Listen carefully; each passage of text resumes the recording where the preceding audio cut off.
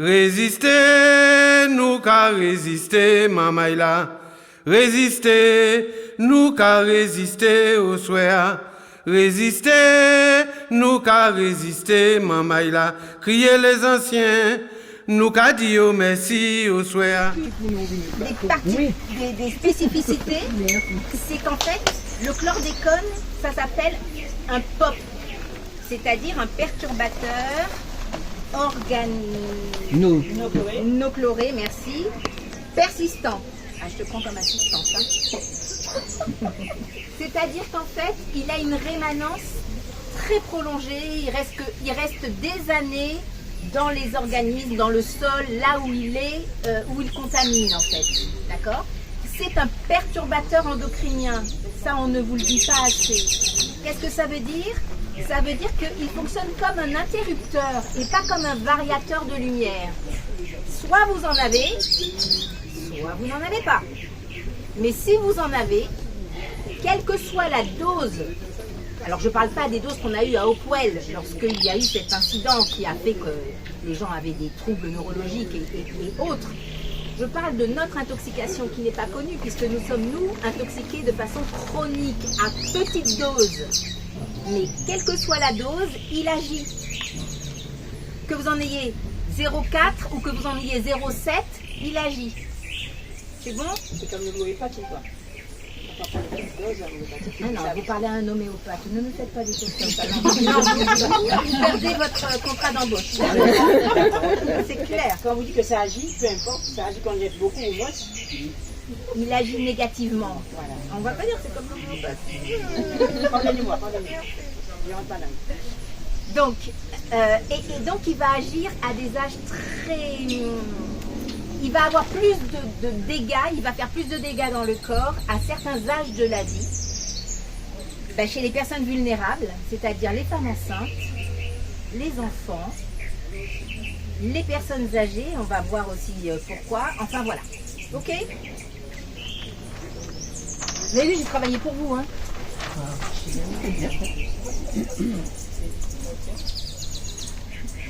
Alors, le métabolisme du chlordécone, pour faire simple, il pénètre dans votre organisme principalement aujourd'hui par voie orale, l'eau et les aliments contaminés.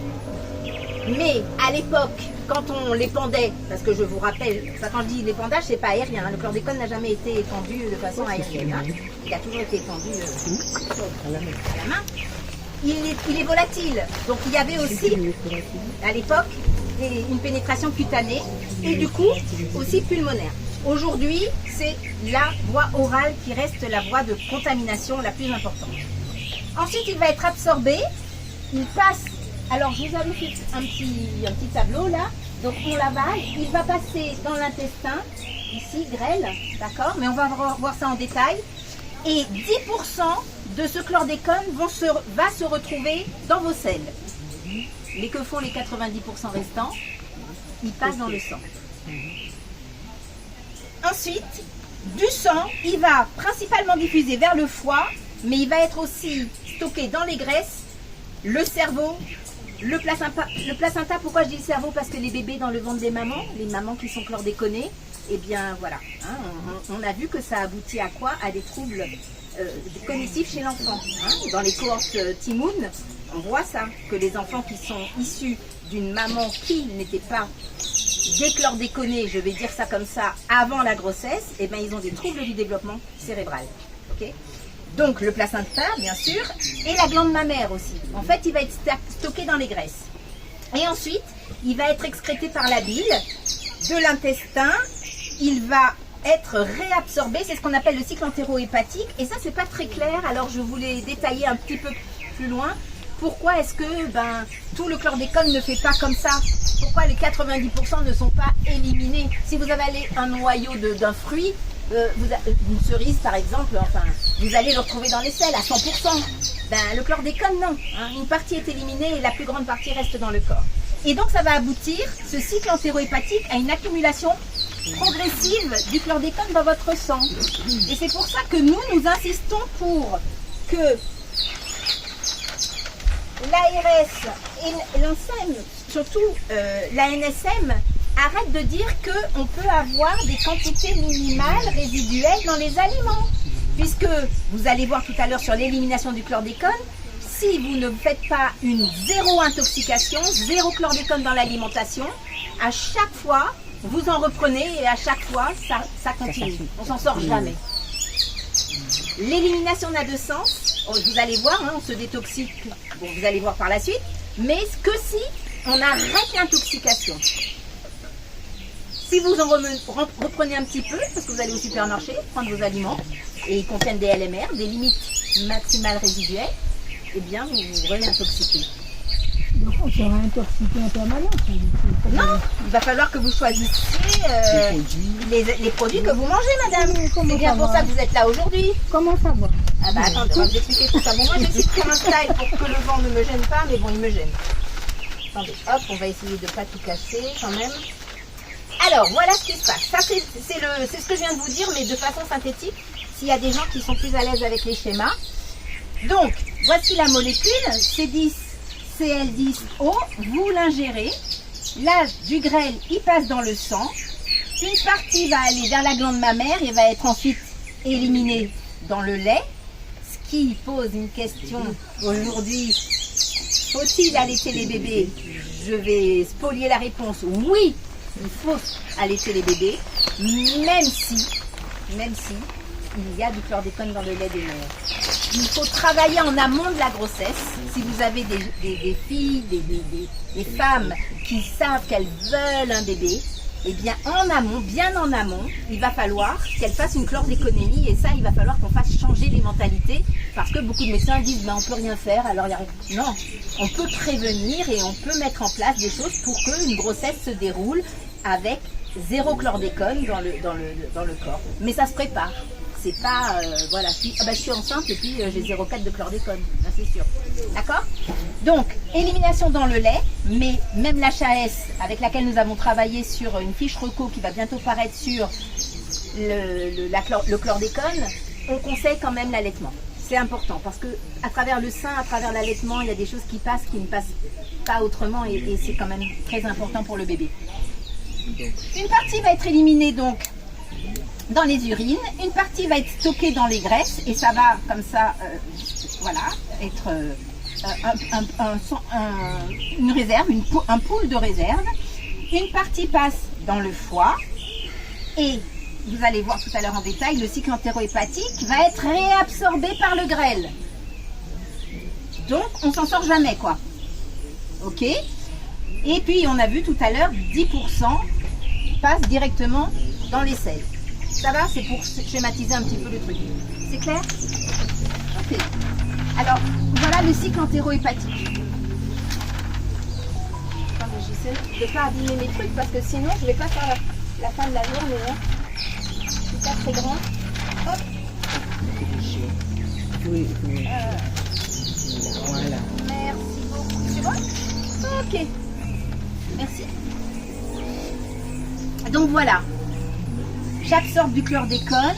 Le chlordécone est absorbé au niveau du grêle et il passe dans le sang. Du sang, il va passer au niveau de l'artère hépatique, il va pénétrer dans le foie.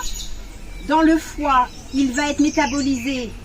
Je ne suis pas rentrée dans le détail du métabolisme chimique. Une partie va être excrétée avec les selles biliaires, repasser dans l'intestin et être réabsorbé par la veine porte hépatique, qui est une veine qui apporte du sang au foie. Et c'est comme ça que je tourne en boucle et que le chlordécone s'accumule dans mon organisme si je continue d'en ingérer. Si je n'en ingère plus, eh bien, chaque fois que ça passe, je vous le dis plus loin, je vais éliminer une petite fraction de chlordécone. Et au bout d'un certain temps, on va voir quel temps, le chlordécone ne sera plus présent dans mon organisme. Alors, hop, allez, passe derrière. Voilà, merci beaucoup. Donc, on a vu que l'élimination, c'est par le côlon, d'accord? Il y en a une partie qui passe dans les urines, mais très peu. C'est principalement par les selles. Et à chaque fois que le chlordécone, à une concentration donnée, fait un tour par mon grêle, en fait, je vais en éliminer 10% seulement. Et 90% de cette dose de chlordécone présente va retourner dans mon sang. Voilà. Et donc, on sait que la demi-vie dans le sang du chlordécone, c'est entre 120 à 160 jours. Est-ce que c'est clair pour tout le monde ce qu'on appelle la demi-vie? Parce que parfois, on en parle aussi pour les médicaments. C'est pas clair. Alors, je vais vous expliquer ce que c'est que la demi-vie. La demi-vie d'une substance, c'est le temps au bout duquel, si j'ai une concentration donnée dans le sang à un instant T, c'est le temps au bout duquel j'ai une concentration divisée par 2 dans le sang. C'est clair ou il faut que je répète? Donc si j'ai une concentration à un instant T, on va l'appeler C, on va dire T0, j'ai une concentration dans mon sang d'une certaine valeur, peu importe. La demi-vie de la molécule, c'est le temps ici au bout duquel ma concentration est diminuée par 2. Donc vous voyez bien que l'élimination du chlordécone se fait de façon très progressive et très lente, rapide au début, mais après c'est toutes les demi-vies à condition d'avoir une intoxication 0.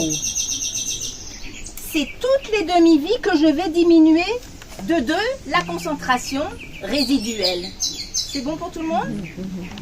Donc on sait que tous les jours, on élimine en moyenne 0,6% du chlordécone présent dans notre corps, ce qui explique que l'élimination totale d'une concentration X, quelle qu'elle soit, de chlordécone par l'organisme, à condition d'avoir une consommation, c'est 3 à 4 ans. Donc vous voyez que la grossesse, je veux faire un bébé l'année prochaine, vous avez intérêt à déjà ne jamais avoir été vigilante sur là où vous vous approvisionnez au niveau de votre alimentation. Parce que si vous avez un taux de chlordécone X, il faudra peut-être différer la grossesse de quelques années. Est-ce que j'ai fini? Oui, j'ai fini. Voilà. Mais dites-moi, le chlordécone se loge plus dans l'alimentation que les racines dans la terre, ou alors les fruits aussi? J'ai pas envie de spolier les stands suivants. Chacun on a un petit bout, je pourrais répondre à plein de questions sur le chlordécone, mais ça va être traité par mes consoeurs. Ah, ok, d'accord. Donc je vais leur laisser. Vous voulez intervenir? Je m'appelle Yvon Sirius. Bienvenue. Je suis l'un des responsables du collectif des ouvriers qu'on a poisonné. C'est ce qu'on a remarqué sur le terrain qui nous inquiète énormément. C'est surtout les petites doses parce qu'on a mené une enquête sur 2500 personnes via alcool et l'ensemble de la population. Et la plupart des gens qu'on rencontre, ils disent mais j'ai une toute petite dose, c'est pas grave. C'est très grave. On a une toute petite dose, notamment pour les femmes qui sont en âge de construire. Alors, je pense qu'il faut mener un travail important sur les petites doses. Et c'est ce que je voulais rajouter pour ce stand-là. On a rencontré beaucoup d'ouvriers alcool et non-ouvriers alcool qui ont des enfants. C'est des gens qui ont eu du chlordécone au moment de l'accouchement. Et la plupart de ces enfants-là ont des perturbations, ils sont hyperactifs, ils ont du DHA et ils n'arrivent pas à se concentrer. Mais c'est ce problème-là qui se pose dans notre pays, c'est les petites doses. Il faut qu'on puisse faire attention. Parce que 100%, quasiment 100% des gens qu'on a rencontrés sur les 2600 personnes qu'on a mené une enquête sur eux, ils nous ont dit ah non, j'ai tout ça, c'est pas méchant, mais c'est le méchant. C'est ce que je voulais. Donc il faut que la population soit à nos côtés. Nous on est quelques résistants dans l'âme qui insistons à chaque copil avec l'ARS, on leur dit mais non c'est zéro chlordécone, commandez LMR, on a écrit à l'Agence nationale du médicament, au national avec Josiane, on a fait des courriers, on a prouvé par A plus B que si on tolère ne serait-ce que telle petite dose, merci monsieur Sérénus, dans la viande, comme c'est le cas quand vous achetez votre viande et que au supermarché, parce que c'est testé hein. Ah oui c'est testé, ils vous disent de ne pas acheter au bord des routes. Mais c'est testé au supermarché et il y en a, puisqu'il y a des LMR. Est-ce que vous comprenez? C'est ça. Vous comprenez? La petite dose qu'on peut consommer. HAS, c'est la Haute Autorité de Santé. ARS, c'est l'Agence Régionale de Santé. Nous, on se bat contre l'ARS, mais c'est politique tout ça. Pourquoi? Parce que vous vous rendez compte, si on disait... Je vous rappelle, la dernière fois, Monsieur Sérénus, c'était quand qu'ils ont détruit combien de tonnes d'igname ou de patates douces là, C'était en France? à Dakar, ils ont utilisé les patates douces. Patates douces. Oui, il y avait plusieurs tonnes. Hein. Ah oui, c'était des tonnes. Et c'est à ce moment-là que la France a pris conscience comme quoi il y a danger. Ils Mais ont nous, fait on consommait toujours des patates douces. Et ils les ont détruites. Hein. Ils ont détruit les tonnes de patates douces qui arrivaient de la Martinique parce qu'il y avait du chlordécone dedans. Donc on sait détruire les produits quand ils sont chlordéconés. Le problème, c'est que si on imposait une filière zéro chlordécone, comme ça a été proposé par le parc, mais ça n'a pas donné suite à quelque chose de fiable, de durable, qu'est-ce que je fais de l'ouvrier qui a une terre chlordéconée et qui du coup ne peut plus...